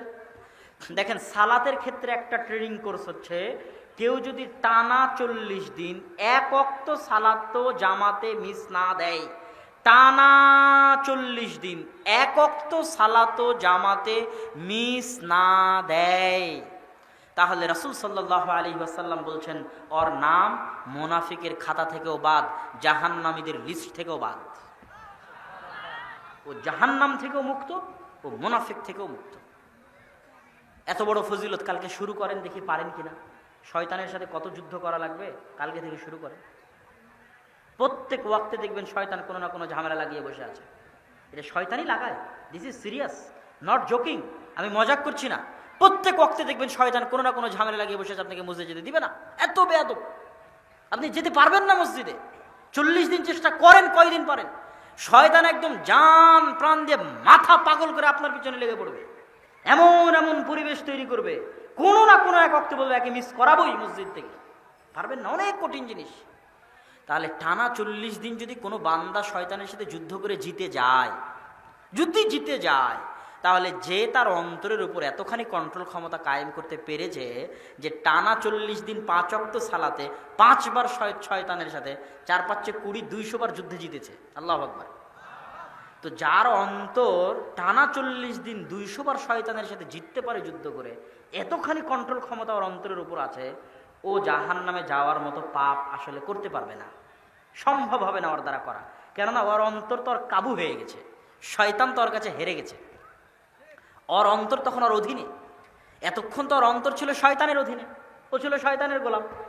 টানা 40 দিন শয়তানের সাথে যুদ্ধ করতে করতে করতে করতে 200 বার শয়তান যুদ্ধে পরাজিত হয়েছে। 200 বার যুদ্ধে পরাজিত হওয়ার পরও টানা 40 দিন 5 ওয়াক্ত সালাতে মসজিদে হাজির থাকতে পেরেছে। তো 5 ওয়াক্ত সালাতে মসজিদে হাজির থাকতে পারার মাধ্যমে ও প্রমাণ করেছে যে ওর অন্তর আর শয়তানের গোলাম নাই, ওর অন্তর এখন আর নিজের কাবু হয়ে গেছে। আর এই ট্রেনিং কোর্স যে সম্পূর্ণ করে ফেলবে, যার অন্তর এতখানি কাবু হয়ে যাবে, ও জাহান্নামে যাওয়ার মতো গুনাহ করবে না, কেননা ওর অন্তর তখন ওর কন্ট্রোলে। এই জন্য জাহান্নামের আযাব থেকে মুক্ত। এবার আসেন রমজানের ট্রেনিং 30 দিন, সালাত 40 দিন, রমজান কয় দিন? 30 দিন। তো 30 দিন কি খালি না খেয়ে থাকার নাম সিয়াম? 30 দিন কি খালি না খেয়ে থাকার নাম রোজা?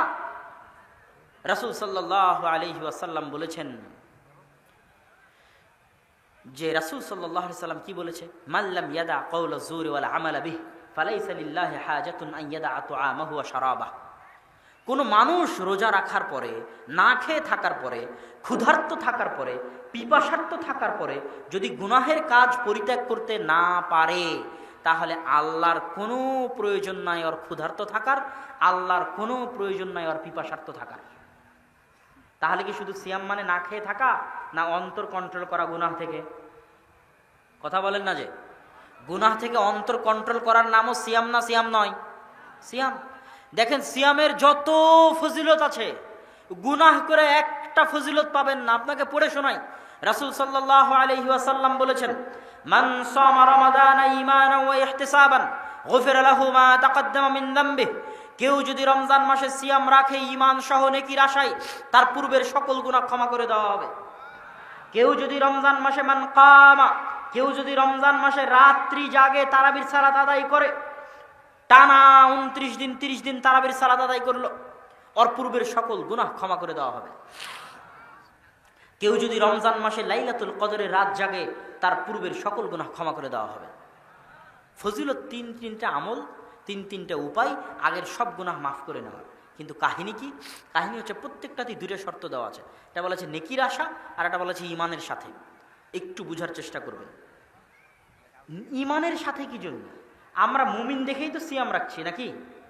আমরা কাফের হলে তো সিয়াম রাখতাম না। আমরা মুমিন দেখেই তো সিয়াম রাখছি। আল্লাহ কোরআনে বলেছে, ইয়া আইয়ুহাল্লাযীনা আমানু, ও হে ঈমানদারগণ, তোমরা রোজা সিয়াম রাখো। তো ঈমানদার দেখেই তো আল্লাহ রোজা রাখছি, তো আল্লাহ আপনি আবার কেন বলছেন ঈমান সহ রোজা রাখতে? ঈমান যদি নাই থাকতো রোজা তো থাকতামই না, ঈমান আছে দেখেই তো রোজা আছি, তো আপনি আবার কেন বলেন ঈমান সহ রোজা রাখতে? কারণ আছে না নাই? কি কারণ? ওই যে হাদিস, রাসূল সাল্লাল্লাহু আলাইহি ওয়াসাল্লাম বলেছেন, লা ইয়াজনি যানি হিনা ইয়াজনি ওয়া হুয়া মুমিন। যখন কোনো জেনাকারী জেনা করে, জেনা করা অবস্থায় তার মধ্যে ঈমান থাকে না।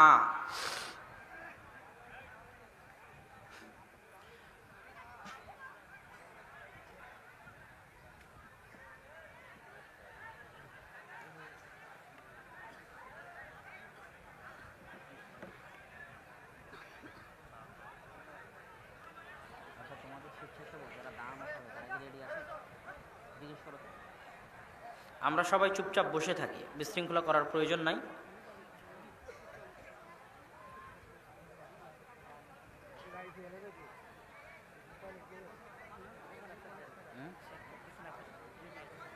সমস্যা নেই, আমি ঘোষণা করে দিচ্ছি, আসুক মানুষজন, আমার বক্তব্য শেষ করি।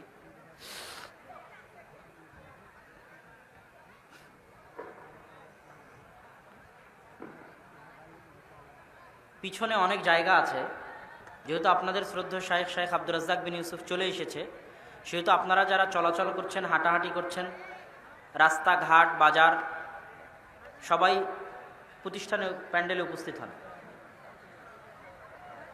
তো গাড়ি থেকে ও আচ্ছা আচ্ছা, এই গাড়িতে আসেনি তো, এটা গাড়ি এভাবে নিয়ে আসার তাহলে কি দরকার? না, আসছে কিন্তু এই গাড়িতে নাই, এসেছে, আমি তো জানি এসেছে। তাহলে আপনারা বিশৃঙ্খলা না করে আমার আলোচনাটা শুনেন। হ্যাঁ, উনি পৌঁছে গেছে সেটা তো বুঝতে পেরেছি, কিন্তু আমি মানুষকে বলছি যে এই গাড়িতে নাই, তাই বলছি। তো আপনারা কি আলোচনা শুনবেন তো? তাহলে একটু শান্তশিষ্ট হয়ে চুপচাপ বসে পড়েন। কি বলছিলাম? রাসূল সাল্লাল্লাহু আলাইহি ওয়াসাল্লাম বলছেন, লা ইয়াজনি যানি হিনা ইয়াজনি ওয়া হুয়া মুমিন। যখন কোনো জেনাকারী জেনা করে, ওই জেনা করার সময়টাতে ওর মধ্যে ঈমান থাকে না। লা ইয়াসরিকুস সারিক হিনা ইয়াসরিক ওয়া হুয়া মুমিন। যখন কোনো চোরে চুরি করে, ওই চুরি করার সময়টাতে ওর মধ্যে ঈমান থাকে না। যখন কোনো ডাকাতে ডাকাতি করে, ডাকাত করার সময়টাতে ওর মধ্যে ঈমান থাকে না। যেই সময়টাতে ও জেনা করছে, ওই সময়টাতে ওর মধ্যে আর ঈমান নাই, ঈমান উঠে গেছে। আবার জেনা শেষ হয়ে গেলে আবার ফিরে আসবে ঈমান। ও যখন যেই সময়টাতে চুরি করছে, এক্সাক্ট ওই সময়টাতে ওর মধ্যে ঈমান নাই, ঈমান উঠে গেছে। আবার চুরি করা যখন শেষ হয়ে যাবে, ঈমান আবার ফিরে আসবে। এবার হাদিসে বুঝেন, যদি আপনি রমজান মাসের সিয়াম রাখার পরে গুনাহ করেন, তাহলে কি আপনি 24 ঘন্টা ঈমানের উপর থাকলেন? কথা বলেন না যে ঈমানের উপর থাকলেন? কেননা যখনই আপনি গুনাহ করছেন, তখন কি আপনার মধ্যে ঈমান আছে ওই সময়টাতে? সিয়াম থাকার পর যদি কেউ রাতের বেলা বিড়ি খায়, তো বিড়ি খাওয়ার সময়টাতে ওর মধ্যে ঈমান নাই। সিয়াম থাকার পরেও যদি কেউ দাড়ি কাটে, তাহলে দাড়ি কাটার সময়টাতে ওর মধ্যে ঈমান নাই। সিয়াম থাকার পরেও যদি কেউ টাকনুর নিচে কাপড় পরে, তাহলে টাকনুর নিচে কাপড় পরিধানের সময়টুকুতে ওর মধ্যে ঈমান নাই। তাহলে মান সামা রমাদানা ঈমানান ওয়া ইহতিসাবান, আগের সব গুনাহ ক্ষমা করে নিতে চাইলে রমজান মাসে 24 ঘন্টা 30 দিন কবিরা গুনাহ যেটা করলে ঈমান উঠে যায়, সাগীরা গুনাহ যেটা করলে ঈমান উঠে যায়, এরকম গুনাহ থেকে বেঁচে থাকতে হবে, নাহলে ফজিলত পাওয়া যাবে না। তাহলে রমজান মাসে আপনার জন্য দ্বিতীয় প্রশিক্ষণ কি? টানা 30 দিন কোনো গুনাহ করতে পারবেন না। তাহলে যুবক, তোমাকে বলছি, উপস্থিত মা এবং বোনদের বিষয়ে তো কথা থাকবেই। যুবক, তোমাকে বলছি, টেক ইট চ্যালেঞ্জ। একবার চ্যালেঞ্জ নিয়ে দেখো, মাত্র 30টা দিন। তুমি কি শয়তানের কাছে এতই দুর্বল? তুমি কি শয়তানের কাছে এতই যায়ীফুন নফস? 30 দিনের জন্য যুদ্ধ করতে পারবে না? কি উপস্থিত জনতা, 30 দিনের জন্য যুদ্ধ করা সম্ভব? চাঁপাইনবাবগঞ্জের মানুষ এমনি শক্তিশালী, হয়তো 30 দিন কি শয়তানের বিরুদ্ধে লড়াই করা যাবে না? যাবে না? যাবে না? তো 30 দিনের জন্য অন্তরকে প্রস্তুত করে নেন যে মাত্র 30টা দিন। আচ্ছা 30 দিনের পরে যদি আপনার গুনাহ করার দরকার হয় করিয়েন, ওইটা বলার দরকার নেই যে আমি তওবা করে একদম ভালো হয়ে যাব, তাহলে ভালো হতে পারবেন না। তাহলে নিজে কি ভয় লাগবে, বাপরে বাপ এটা তো ছাড়তে পারবো না।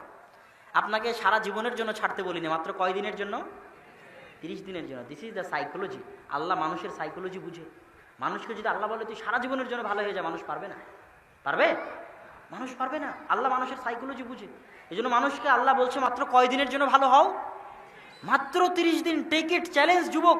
শয়তানের কাছে এত দুর্বল, এত পরাজিত, এত লজ্জিত, এত অপমানিত, শয়তানের এত গোলাম হয়েও না যে রমজান মাসের 30টা দিন শয়তানের সাথে লড়াই করতে পারবে না। যে রমজানের 30টা দিন গুনাহ থেকে বিরত থাকতে পারে না, ওর চেয়ে হতভাগা, ওর চেয়ে হতভাগা, ওর চেয়ে হতভাগা আসমানের নিচে জমিনের উপর কেউ নাই। অতএব রমজানের এই 30টা দিন টেক ইট চ্যালেঞ্জ। এটাকে চ্যালেঞ্জ হিসেবে গ্রহণ করো যে কোনো মূল্যে। আল্লাহর ওয়াস্তে, আল্লাহর সন্তুষ্টির জন্য যেমন না খেয়ে থাকছি, শয়তানে ঢুকতে পারে না। এমনি তো বন্দি আছে 11 দিন, তো 11 মাস তো এই রক্তের মধ্যে চলেছে না চলেনি? তো 11 মাস যে চলেছে অর্থ প্রভাব আছে না নাই? তো যখন না খেয়ে থাকবেন তখন প্রভাব কমবে। পাশাপাশি 30 দিন চ্যালেঞ্জ, শয়তানের বিরুদ্ধে যুদ্ধ, মহাযুদ্ধ 30 দিনের জন্য। তৃতীয় বিশ্বযুদ্ধ ঘোষণা করে দিলাম এই রমজান মাসে শয়তানের বিরুদ্ধে। কোনো গুনাহ তুই শয়তান আমাকে দিয়ে করাতে পারবি না, অন্তত রমজান মাসে ইনশাআল্লাহ। আল্লাহ তুমি কবুল করো, আল্লাহুম্মা আমিন। মা ও বোনদের বিরুদ্ধে শয়তান কি করে? শয়তানের সবচেয়ে বড় এজেন্ডা হচ্ছে মা এবং বোন, সবচেয়ে বড় এজেন্ডা। দলিল, রাসূল সাল্লাল্লাহু আলাইহি ওয়াসাল্লাম বলছেন, ইবলিস সমুদ্রের মধ্যে, আটলান্টিক মহাসমুদ্রও হতে পারে, প্রশান্ত মহাসমুদ্রও হতে পারে, কোনো এক মহাসমুদ্রের মধ্যে ইবলিস বিশাল সিংহাসন নিয়ে বসে। সারা দিন শেষে সব শয়তান জমা হয়, আমার শয়তান, আপনার শয়তান, সব শয়তানকে জমা হয়।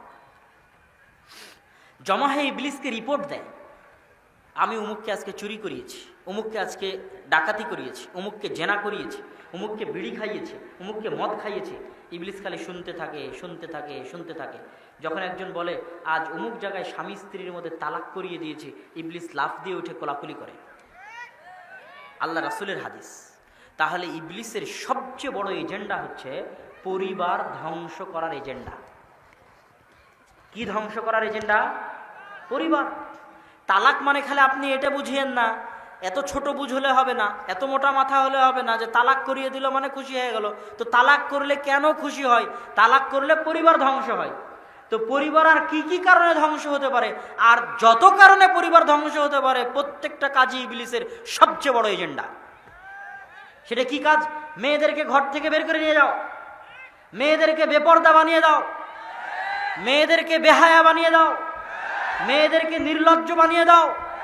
যদি সারা পৃথিবীর সব জাতি, সব কওমের মেয়েদেরকে বেহায়া বানানো গেছে, কিসের হিন্দু ওকে বেহায়া বানিয়ে দিয়েছে? হিন্দুরা আগে মাথায় কাপড় দিত, দিত না? দিত না? দিত। হিন্দুরা বেহায়া হয়ে গেছে। খ্রিস্টানদের বেহায়া বানিয়ে দেওয়া হয়েছে। খ্রিস্টান ধর্মে কি পর্দা নাই? পর্দা আছে না নাই? আপনি খ্রিস্টানের বড়দিন খুলে দেখবেন, সব পাদ্রীর মাথায় বোরখার মতো কাপড় থাকে।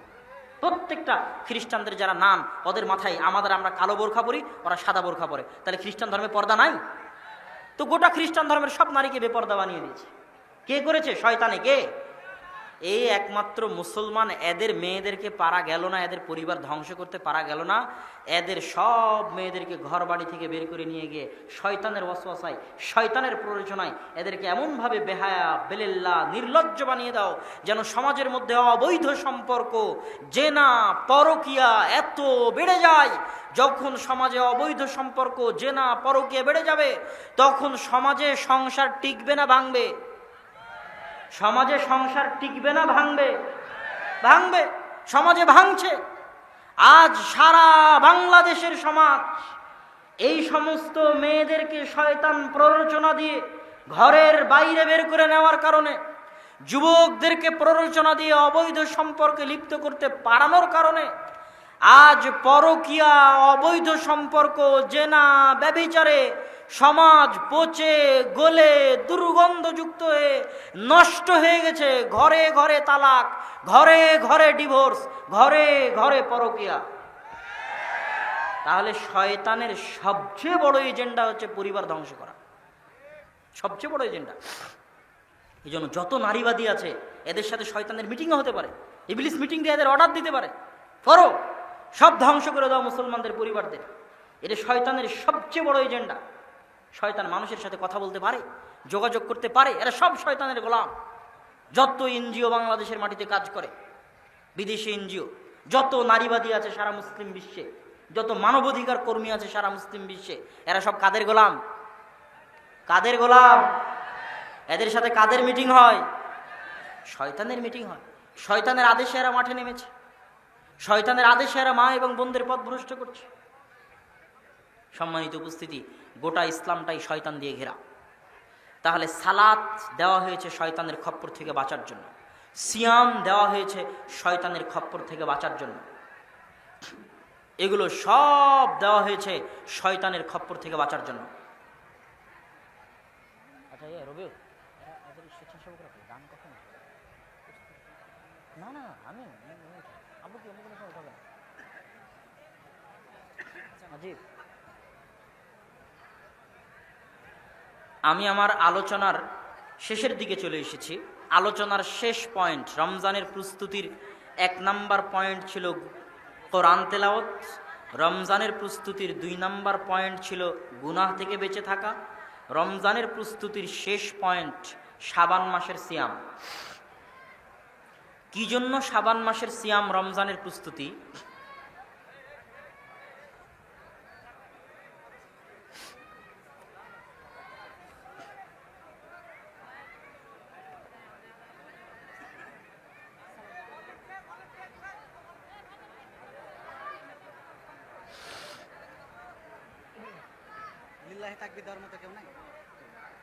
আপনি দিলেন না তো কি করবেন?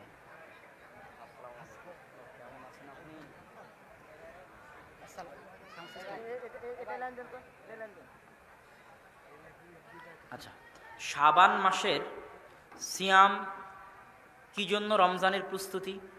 শাবান মাসের সিয়াম এই জন্য রমজানের প্রস্তুতি যে আপনি যদি কোনো বাড়িতে দাওয়াত খেতে যান আর ওই বাড়িতে যদি বিরিয়ানি রান্না হয় আর তার গন্ধ যদি 5-10 বাড়ি থেকে না পাওয়া যায় তো ওই বিরিয়ানির কোনো মূল্য থাকে না।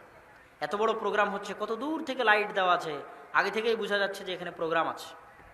তো রমজানের মতো এত মহান মাস আসবে, আপনার জীবনের প্রথম রোজা যদি রমজানের প্রথম রোজা হয়, আবার শোনেন খুব মনোযোগ দিয়ে, যে আপনার এবছরের প্রথম রোজা কোন রোজা? আপনার এই সারা বছরের প্রথম রোজা কোনটা? রমজানের প্রথম রোজা। তাহলে কি আপনি রমজানকে স্বাগতম জানালেন, না আপনার যে হতভাগা দুনিয়াতে কে আছে? ঘুম থেকে উঠে দেখছেন আজ রমজান মাস শুরু হয়ে গেছে, তাই প্রথম রোজা, আপনার সারা বছরের প্রথম রোজা রমজানের প্রথম রোজা। আস্তাগফিরুল্লাহ আল-আযীম।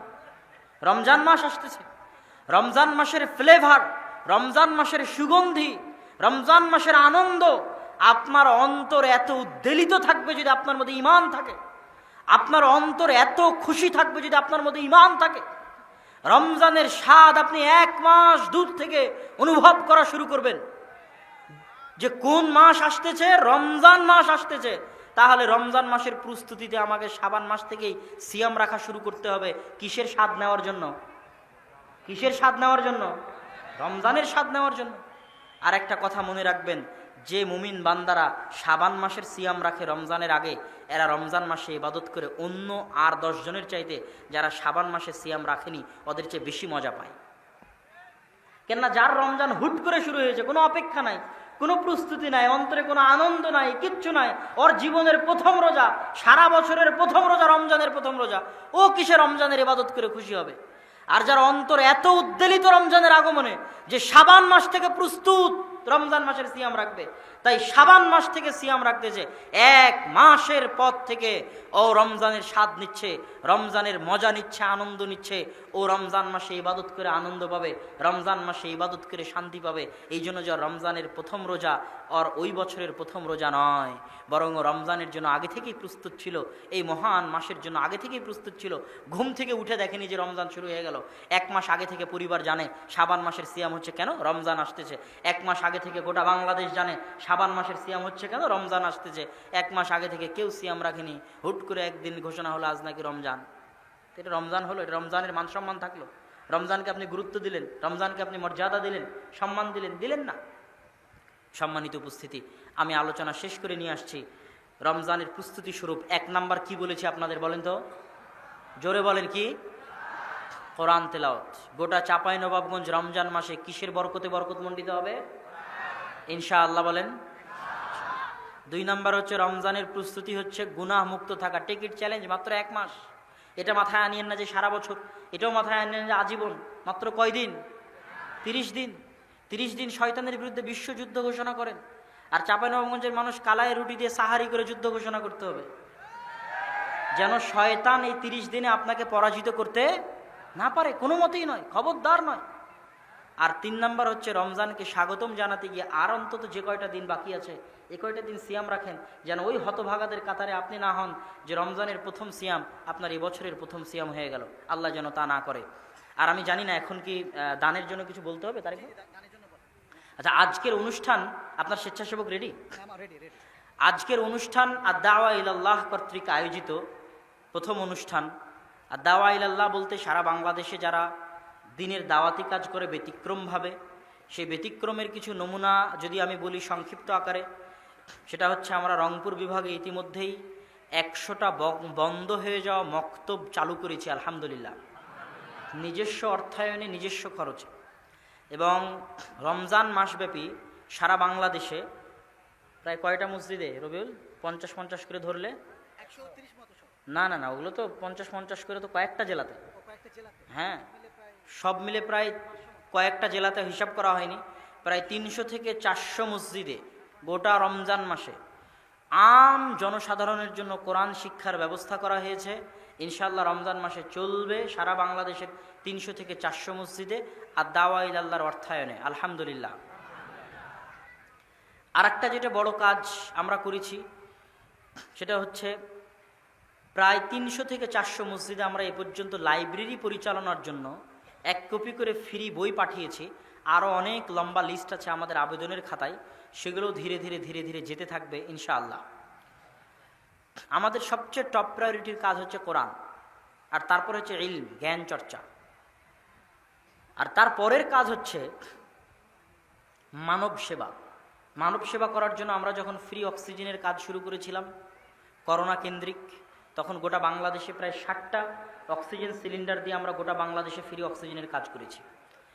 তার পাশাপাশি প্রতি মাসেই গরিব দুঃখী অসহায় রোগীদের জন্য কিছু বরাদ্দ থাকে, সেটা রাখা হয়। পাশাপাশি ফ্রি অ্যাম্বুলেন্স সার্ভিস দেওয়ার আমরা চেষ্টা করি, ফ্রি ব্লাড ডোনেশন ক্যাম্পিং থাকে, ফ্রিতে রক্তদান সংস্থা, মানুষকে রক্ত দেওয়া, সেবামূলক যত কার্যক্রম করা যায় ধীরে ধীরে এটা আমরা আরও বাড়াবো। তো দাওয়া ইলাল্লাহ সারা দেশব্যাপী যে দাওয়াতি কাজ করতেছে, সেই দাওয়াতি কাজের জালসা প্রোগ্রামের দিক থেকে এটা একটা প্রথম জালসা এবং প্রোগ্রাম, এবং এখান থেকে উদ্বৃত্ত যদি কোনো অর্থ থাকে সেটাও দাওয়া ইলাল্লাহর ফান্ডে দাওয়াতি কাজের জন্য ব্যয় করা হবে। আমি চাইব আজকে চাঁপাইনবাবগঞ্জের মানুষ প্রমাণ করবে যে চাঁপাইনবাবগঞ্জের মানুষ দান করতে কৃপণ নয় ইনশাআল্লাহ। কি বলেন? ইনশাআল্লাহ। কি জন্য? আপনি কি আপনার টাকা দিচ্ছেন না আল্লাহর দেওয়া টাকা দিচ্ছেন? আল্লাহর দেওয়া টাকা। আল্লাহ তো বলেনি যে আপনি আপনার টাকা দান করেন, এটা বলেননি। মিম্মা রাযাকনাহুম ইউনফিকুন, আমি তোমাদেরকে যে রিজিক দিয়েছি ওই রিজিক থেকে তোমরা দান করো। আল্লাহ বলেনি যে তোমার পকেটের টাকা তোমার, আল্লাহ বলে যে তোমার পকেটের টাকা আমার দেওয়া রিজিক। তুমি 100 বিঘা আমবাগানের মালিক হলে ওটা কার দেওয়া রিজিক? 100 তলা বিল্ডিংয়ের মালিক হলে কার দেওয়া রিজিক? আল্লাহর দেওয়া রিজিক। আল্লাহ যদি বলতে মানুষ তুমি অন্য কারো কাছ থেকে টাকা নিয়ে এসে আমাকে দান করো, তোমাকে নেকি দিব, মানাতো। আল্লাহ বলছেন আরে রিজিক তো আমিই দিয়েছি, আমার দেওয়া জিনিসে আমার রাস্তায় ব্যয় করো, আমি নেকি দিব ইনশাআল্লাহ। কত মহান, কত মহৎ, কত রহমতওয়ালা কথা। আল্লাহর দেওয়া জিনিস আল্লাহকে ফেরত দিবেন, আল্লাহ নেকি দিয়ে দিবে। তো আল্লাহর দেওয়া রিজিক আল্লাহর কাছে ফিরিয়ে দিন। স্বেচ্ছাসেবক ভাইয়েরা কই? ভিতরে ঢুকেনি তো কেউ, কোনো স্বেচ্ছাসেবক ভাই যারা দায়িত্ব পালন করছেন তারা ভিতরে প্রবেশ করেন, এবং আপনারা যারা সহযোগিতা করতে চান তারা সহযোগিতা করুন। তো ভিতরে প্রবেশ করার জন্য আপনি বলেন, আমি আমার আলোচনা শেষ করছি। সুবহানাকা আল্লাহুম্মা বিহামদিকা আশহাদু আল্লা ইলাহা ইল্লা আনতা আস্তাগফিরুকা ওয়া আতুবু ইলাইক। আসসালামু আলাইকুম ওয়া রাহমাতুল্লাহি ওয়া বারাকাতুহু। আসসালামু আলাইকুম ওয়া রাহমাতুল্লাহি